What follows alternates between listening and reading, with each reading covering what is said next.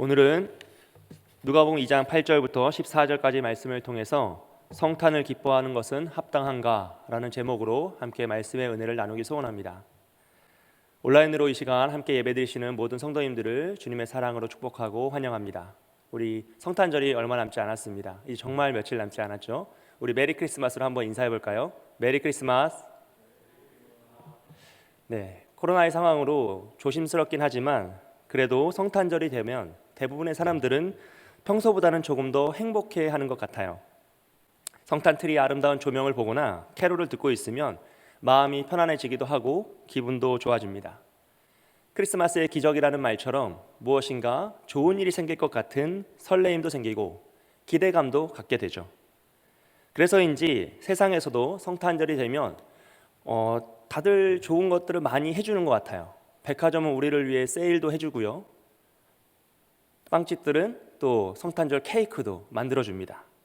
영화도 만들어서 개봉을 하기도 하고 코로나라서 조금 조심스럽긴 하지만 그래도 많은 사람들이 성탄절을 기뻐하면서 즐거워하더라라는 것이죠.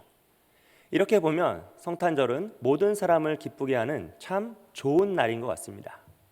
그런데 여기에서 제가 질문을 한 가지 드리기 원해요. 오늘 설교의 제목과 같은 질문인데요. 과연 우리가 성탄을 기뻐하는 것은 합당한가라는 질문입니다. 어떻게 생각하십니까? 우리가 성탄을 기뻐하는 것은 합당한 행동일까요? 한번 몇 가지 질문을 좀 더 드려볼게요. 첫 번째 질문입니다. 성탄은 어떤 날입니까? 성탄은 예수님의 탄생을 기념하는 날이죠. 예수님이 진짜 태어나신 날이라기보다는 예수님이 탄생 자체를 기념하는 날이 조금 더 정확한 표현입니다. 그렇다면 두 번째 질문입니다. 예수님은 왜 이 땅에 인간의 몸으로 탄생하셨습니까? 예수님은 왜 이 땅에 인간의 몸으로 이 세상에 오셔야만 했죠? 바로 우리를 구원하시기 위하여 인간의 몸으로 탄생하셨죠. 세 번째 질문입니다.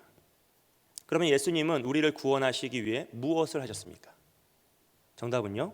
예수님은 우리를 구원하시기 위해 인간의 몸으로 우리의 죄를 대신하여 십자가에 달려 죽으시고 3일 만에 부활하셨습니다. 그렇다면 이 세 가지 질문을 정리했을 때 성탄은 예수님이 우리를 구원하시기 위해 십자가에 달려 죽으시려고 이 땅에 인간의 몸으로 태어나신 사건을 기념하는 것이 맞습니까? 정답은 무엇이죠? 맞습니다.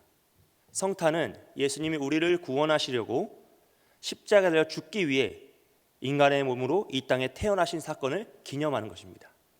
그렇다면 제가 첫 번째 가장 먼저 드렸던 질문으로 돌아가 보겠습니다. 우리가 성탄을 기뻐하는 것은 과연 합당한 행동인가?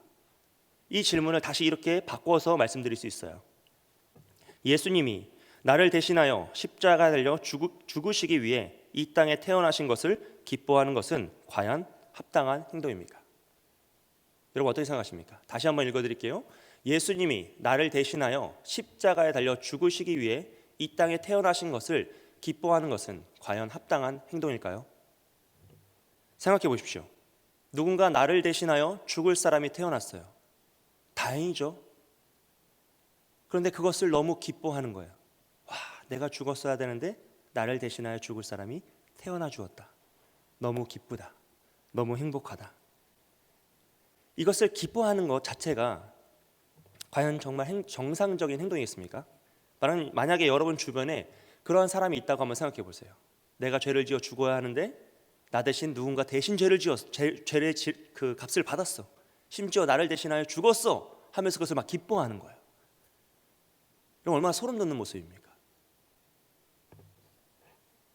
원래는 내가 죽어야 하는데 나를 대신하여 죽을 이가 태어났다고, 나의 죄를 다 뒤집어 쓰고 죽어줄 이가 태어났다는 것을 기뻐하며 심지어 그것을 기념하여 노래를 부르고 서로를 축복하는 이 집단적인 이상 행동이 과연 이해받을 수 있냐라는 것이에요. 여러분 정말로 무엇인가 심각하게 잘못된 것이 아닐까요? 소시오패스라는 정신분석학적 질병이 있습니다. 타인의 아픔과 불행을 공감하지 못하고 오히려 그것을 더 기뻐하는 인격적 장애를 말하는 표현이에요. 어쩌면 성탄을 기뻐하는 우리의 모습은 굉장히 이질적일 수 있다는 거예요. 나를 대신하여 죽기 위해 태어나신 예수님의 아픔과 불행을 공감하지 못하고 그것을 이해하지 못하고 더 나아가 그것을 기뻐하는 행동 그 자체가 굉장히 이질적이고 이상한 모습으로 해석될 수 있다는 것이에요. 오히려 우리는 이 성탄을 슬퍼하며 우울해하고 숨죽이고 있어야 합니다. 마치 고난주간처럼 나의 죄로 인해 십자가를 달려 죽기 위해 태어나신 예수님을 기억하며 눈물 흘리며 나의 죄를 회개하는 것이 훨씬 합당한 모습이라는 것이죠. 그 의미적으로만 본다면 우리는 이 시간 숨죽이며 눈물 흘리고 우리의 죄를 회개하며 자복하고 있어야 합니다. 그런데 우리는 왜, 어떻게 감히 성탄을 기뻐하고 있습니까? 올해도 기뻐하고 있고요. 작년에는 뭐 더없이 기뻐했고요. 그 전에도 평생을 기뻐했어요. 그리고 심지어 우린 주님 다시 오실 그날까지 기뻐할 겁니다. 아이들은 성탄 발표로 그 기쁨을 표현하고요. 청년들은 너무 기뻐서 길에 나아가 노방전도로 그 기쁨을 표현합니다. 어른들은 성탄 칸타타로 주님을 찬양하며 그 기쁨을 표현했죠. 어떻게 우리는 이렇게 이 성탄을 기뻐할 수 있는 것입니까? 오늘 말씀을 통해서 우리가 어떻게 성탄을 기뻐할 수 있는지, 더 나아가 어떠한 마음으로 얼만큼 성탄을 기뻐해야 하는지 함께 살펴보며 은혜를 나누기 소원합니다. 첫째로요, 성탄은 하나님께서 우리에게 주신 기쁨의 좋은 소식이기 때문에 우리는 성탄을 기뻐해야만 합니다. 다시 한번요, 성탄을 기뻐해야만 합니다. 제가 앞에서 드렸던 질문은 사실 질문 자체로 오류가 있어요. 잘못된 질문이에요. 여러분, 성탄은 감히 우리가 주체가 되어서 이 사건을 기뻐할 수 있느냐 없느냐를 논하는 그런 문제가 아니다라는 것이에요. 감히 우리는 그것을 판단할 수 있는 기준도 없고 판단할 수 있는 권세도 없습니다. 하나님께서 우리에게 성탄을 기쁨의 좋은 소식으로 주셨기 때문에 우리는 그 성탄을 기쁨의 좋은 소식으로 무조건적으로 받아야 하는 것이에요. 왜냐하면 하나님께서 그 권세를 가지고 계시기 때문이죠. 누가복음 2장 10절 말씀을 함께 읽어보겠습니다. 시작. 천사가 이르되 무서워하지 말라. 보라, 내가 온 백성에게 미칠 큰 기쁨의 좋은 소식을 너희에게 전하노라. 아멘. 천사는 목자들에게 성탄을 어떻게 표현하고 있습니까? 큰 기쁨의 좋은 소식이라 표현하고 있습니다. 여러분, 하나님께서 성탄을 큰 기쁨의 좋은 소식으로 우리에게 주시면 그 소식은 우리에게 어떤 사건이 될까요? 큰 기쁨의 좋은 사건이 되는 것이에요. 왜냐하면 하나님은 창조주로서 모든 만물의 소유권과 치리권을 가지고 계시기 때문에 모든 것에 의미를 부여하실 수 있는 권세가 있으십니다. 그래서 하나님이 그 날을 좋은 날이다라고 평하시면 그 날은 무조건 좋은 날이 되는 거예요. 우리의 상황과 환경과 판단에 구애받지 않고 전혀 어떠한 영향도 받지 않고 그 날은 무조건적으로 좋은 날이 되는 것입니다. 우리가 천지창조를 완벽한 좋은 사건, 완전한 사건으로 이해하잖아요. 왜 그렇습니까? 하나님께서 그 창조를 보시고 하나님이 보시기에 심히 좋았더라라고 표현하셨기 때문이에요. 다른 이유가 없어요. 하나님이 좋다고 하시면 그 날은 좋은 날이 되는 것입니다. 그러므로 하나님께서 성탄을 우리에게 큰 기쁨의 좋은 소식이라 말씀하시면 우리의 선택이나 의지와 상황과 상관없이 그날은 무조건적으로 우리에게 어떤 날이 됩니까? 큰 기쁨의 좋은 날이 되는 것이에요. 그래서 우리는 원래 감히 성탄을 기뻐할 수 없는 존재들이지만 하나님 아버지께서 성탄을 기쁨의 사건으로 정하시고 우리에게 주셨기 때문에 우리는 그 성탄을 기뻐하며 찬양하고 예배하는 것입니다. 더 나아가 성탄을 무조건적으로 기뻐해야만 하는 것입니다. 사랑하는 성도 여러분, 성탄은 나의 상황과 환경과 마음에 따라 기뻐하거나 기뻐하지 않는 그런 문제가 아닙니다. 우린 무조건적으로 이 성탄을 기뻐해야만 합니다. 여러분, 성탄을 기뻐하라고 하신 하나님 아버지의 마음은 어떠하셨을까요? 자신의 아들을 죽이기 위해 이 땅을 보내시면서 그 날을 기뻐하라 명령하시는 아버지의 마음은 얼마나 안타까우셨겠습니까? 심지어 그 아들이 이 땅에서 어떠한 수치와 고난과 그 고생을 하실 것을 다 아셨음에도 불구하고 죄인인 우리를 구원하시기 위해 그 아들을 이 땅에 보내시는 하나님 아버지의 마음, 이 역설의 진리가 우리가 무조건적으로 성탄을 기뻐해야 하는 이유입니다. 나의 즐거움과 나의 행복을 위한 기쁨이 아니라 나를 지극히 사랑하시는 하나님 아버지의 사랑을 반응하여서 그 사랑을 깨달음으로써 누리는 감사의 기쁨인 것이죠. 그래서 우리는 성탄절에 하나님 앞에서 기뻐하고 하나님의 사랑을 기억하며 찬양하고 예배해야 되는 것입니다. 여러분, 최선을 다해 성탄을 기뻐하십시오. 성탄을 기뻐하기 위해 온 마음과 힘을 다 쏟으십시오. 내 상황과 환경에 구애받지 마시고 나를 위해 이 땅에 오신 예수님의 은혜와 아들을 보내신 하나님 아버지의 사랑을 깨달음으로써 진정으로 성탄을 기뻐하시는 저와 여러분이 되시길 주님의 이름으로 축복드립니다. 둘째로, 성탄은 우리에게 표적이 되기 때문에 우리는 기뻐해야만 합니다. 목자들의 상황을 한번 생각해 보시길 바라요. 그들은 밤에 밖에서 양떼를 지키다가 천사를 만납니다. 그리고 예수님의 탄생의 소식을 듣게 돼요. 놀라운 소식을 듣게 되었죠. 그리고 그들은 달려가서 예수님을 보았습니다. 구유에 누이신 아기 예수님의 탄생을 보고 너무 놀라서 너무 기뻐서 찬양하고 자신들이 천사들에게 들었던 소식을 예수님의 부모에게 전해주고 하나님께 영광을 돌리고 찬송하며 돌아갔다라 그랬어요. 여러분, 목자들은 지금 어디로 돌아갔을까요? 그들은 자신들이 지키던 양떼에게로 돌아갔습니다. 즉 일상으로 복귀하는 것이죠. 목자들은 천사를 만나고 아기 예수님의 탄생을 목격하는 정말 놀라운 경험을 했지만 사도가 되거나 전도자의 삶을 살지 않습니다. 그들은 다시 원래 자신의 삶의 터전인 목자의 삶, 즉 일상으로 복귀하더라는 것이에요. 결국 그들은 정말 놀라운 경험을 했지만 그들의 삶에서는 사실 크게 변화된 것이 없어요.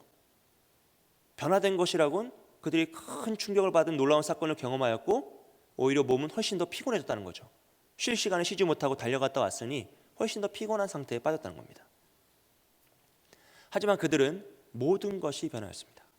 왜냐하면 그들은 성탄의 표적을 마음에 품은 목자가 되었기 때문이에요. 무슨 말입니까? 겉으로 보면 그들은 아무것도 변하지 않았어요. 그들이 천사를 만나 예수님의 탄생을 목격하였건 목격하지 못하였건 상관없이 그들은 여전히 목자였어요. 가난한 목자일 뿐이죠. 심지어 조금 더 피곤한 상태에 빠졌죠. 하지만 그들은 겉모습 외에 모든 것이 다 바뀌게 됩니다. 왜냐하면 그들은 예수님의 표적을 마음에 품은 목자가 되었기 때문이에요. 그래서 그들은 일상으로 복귀하여 이전과 동일한 일을 하죠. 양떼를 지키면서 대부분의 삶을 해야 할 일을 하며 살아갑니다. 하지만 그들의 마음속에는 예수님의 표적이 있기에 그들은 동일한 일을 반복할지라도 완전히 다른 삶을 살아갑니다. 예수님의 표적을 품고 예수님의 영광을 위하여 살아가는 것이죠. 그 삶의 방식이 꼭 사도여야 하느냐, 꼭 전도자여야 하느냐, 그것이 아니죠. 그들의 일상 가운데에서 동일한 일을 반복하는 것 같지만, 해야 할 일을 끝없이 하는 것 같지만 예수 그리스도의 표적을 품은 자로서 주님의 영광을 위하여 그 일을 감당하고 주님의 영광을 나타내기 위하여 그 삶을 살아가는 것입니다. 사랑하는 여러분, 오늘 우리도 마찬가지입니다. 우리가 예수님을 믿으면 모든 것이 다 잘 되고 모든 것이 다 변할 것 같은 소망도 있지만 사실은 그렇지 않죠. 우리의 삶의 문제는 여전히 산적해 있고 육체의 질병과 마음의 상처로 고통당하는 시간은 변함이 없습니다. 오히려 예수님 믿어서 더 피곤해지는 상황도 많아요. 직장에서도 눈치를 봐야 되고요, 사회에서도 미움도 받아야 되고요, 그런 상황들도 펼쳐지더라는 것이죠. 그러고 보면 우리가 예수님 믿기 전과 후가 별 다를 게 없어 보이는 거죠. 해야 할 일은 그대로 산적해 있고 돈은 벌어야 하고 자녀들을 키워야 하며 대부분의 시간을 그렇게 우리가 해야 할 일을 하며 지내야 한다는 것이에요. 하지만 여러분, 속지 마십시오. 예수님을 믿으면 우리의 겉모습이 아니라 우리의 존재의 의미, 우리의 본질 자체가 다 변하는 것입니다. 물론 우리는 예수를 믿은 후에도 일상으로 돌아가서 하고 싶은 일보다는 해야 할 일을 하며 대부분의 삶을 살아갑니다. 하지만 예수님을 믿은 후에 우리의 삶은 예수님을 믿기 전과 같은 일을 반복할지라도 완전히 다른 삶이 되는 것이에요. 예수 그리스도의 표적을 품은 자로서 예수님을 마음에 믿고 나아가면 예수님을 위하여 우리의 삶을 드릴 수 있다는 것입니다. 그렇기 때문에 우리는 같은 일을 해도 예수님을 위하여 하고 예수님의 영광을 나타내기 위하여 이 땅에 살아가는 것입니다. 이것이 바로 표적을 품은 자의 삶입니다. 그리고 오늘 12절 말씀에서 이렇게 고백하고 있어요. 우리 다시 한번 읽어보겠습니다. 시작.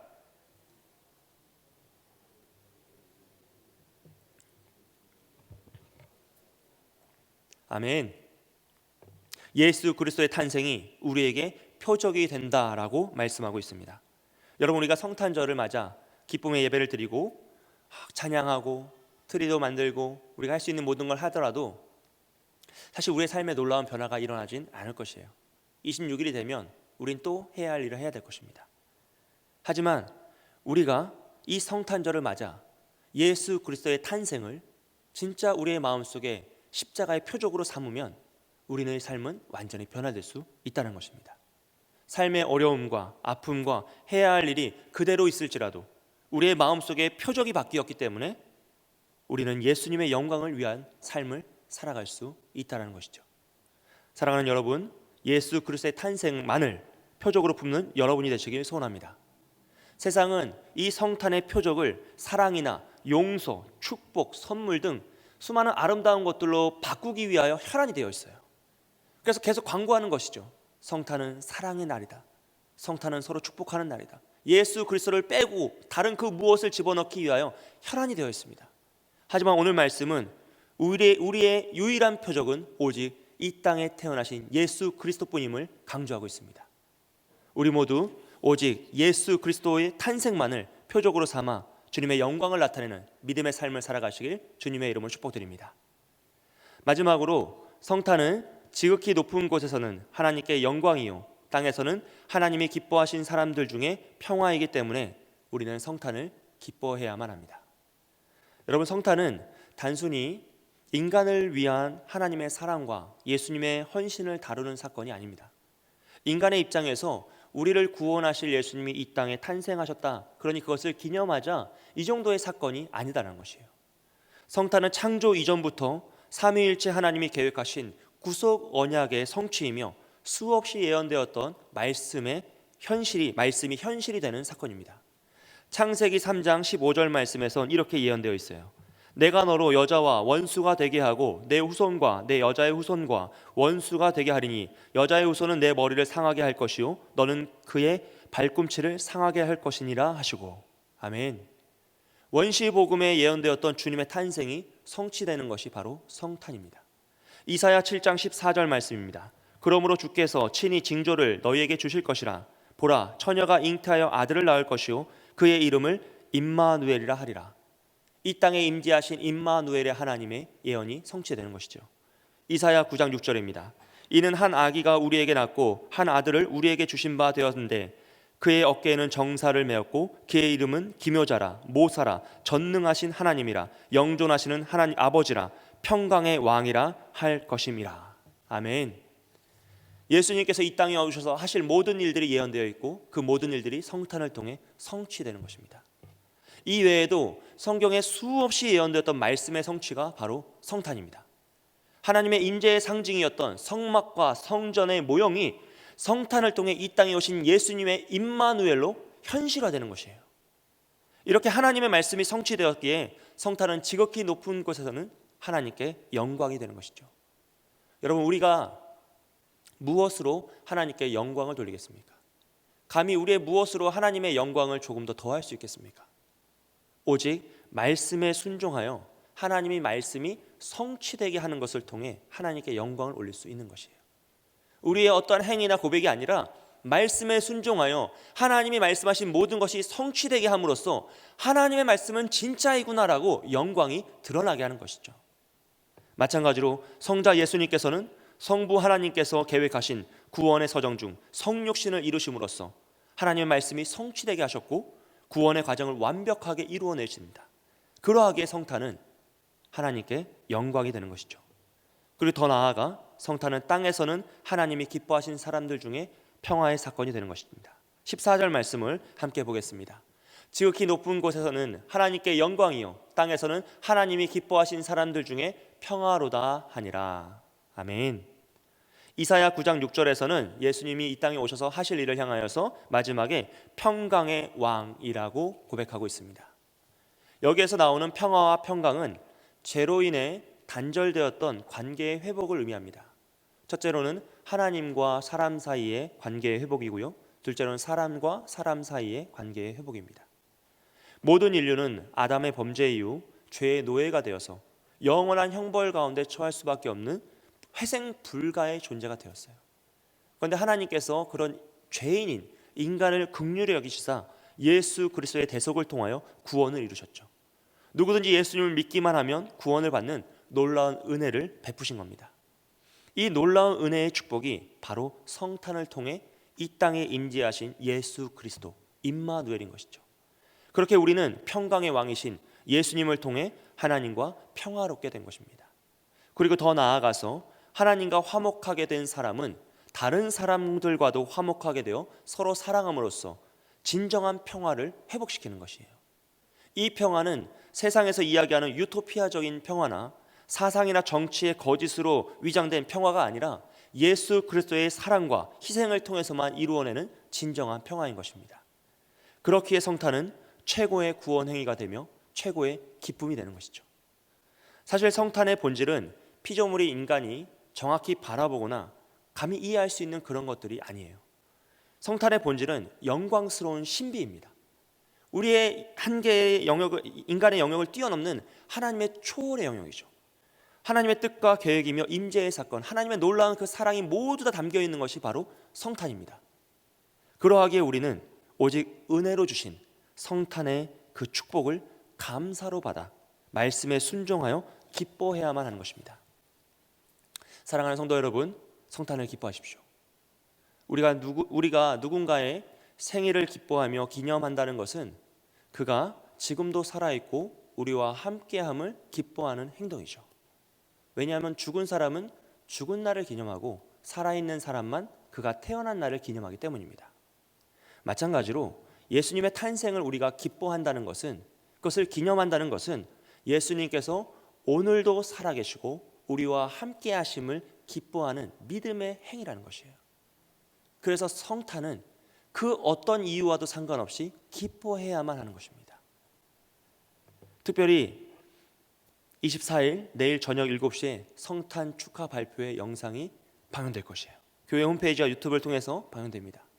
우리 Y들 교회학교의 아이들과 우리 선생님들과 우리 교육자들이 이 코로나로 인해서 함께 할 수 없는 상황이지만 그래도 어떻게 하면 성도님들과 함께 이 성탄을 기뻐할 것인지 고민하다가 만든 영상이에요. 정말 열심히 최선을 다해서 만들었어요. 여러분, 이 영상을 보시면서 온 가족이 함께 기뻐하셨으면 좋겠어요. 서로 축복하셨으면 좋겠습니다. 서로 아시는 성도님들께 축하 메시지를 보내세요. 선물도 보내시고 카드도 적어서 주시고 여러분이 하실 수 있는 최선을 다해 성탄을 기뻐하십시오. 왜냐하면 성탄은 그래야만 하고 우리에겐 그렇게 성탄을 기뻐해야 할 의무가 있는 것입니다. 그럴 때 성탄은 우리에게 진정한 표적이 됩니다. 우리는 하나님께 영광을 돌리는 믿음의 삶을 살아갈 수 있습니다. 성탄을 통해 놀라운 은혜와 축복을 누리시는 저와 여러분이 되시길 주님의 이름으로 축복드립니다. 함께 기도하겠습니다.